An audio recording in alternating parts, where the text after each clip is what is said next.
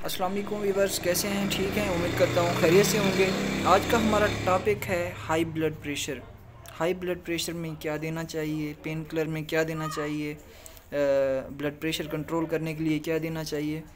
तो आजकल छोटे मोटे क्लिनिक बहुत ज़्यादा बने हुए हैं।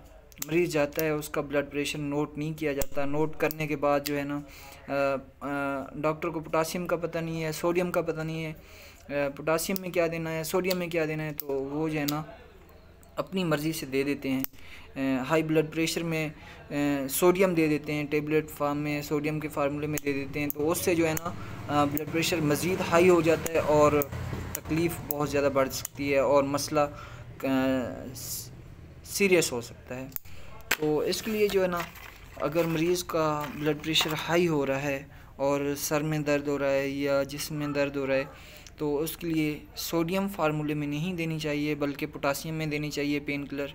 जैसे पोटासियम में डेक्लोफिनेक, कैटाफिन में आती है पोटासियम, और डेक्लोरान सोडियम में आती है। तो सोडियम फार्मूले में नहीं देनी चाहिए, पोटासियम में देनी चाहिए। पोटासियम जो है ना, उससे ब्लड प्रेशर नहीं हाई होता।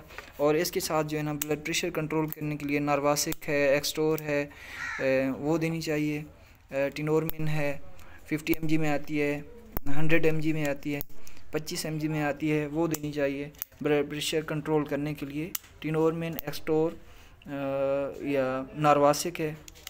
उसके साथ पेन किलर कैटाफिन देनी चाहिए, ना कि डेक्लोरान। डेक्लोरान, ये भी डेक्लोरान फार्मूले में है, डेक्लोफिनेक पोटासियम है और ये डेक्लोफिनेक सोडियम है। सोडियम में नहीं देनी चाहिए हाई ब्लड प्रेशर वाले मरीज़ को, बल्कि पोटासियम में देनी चाहिए पेन किलर।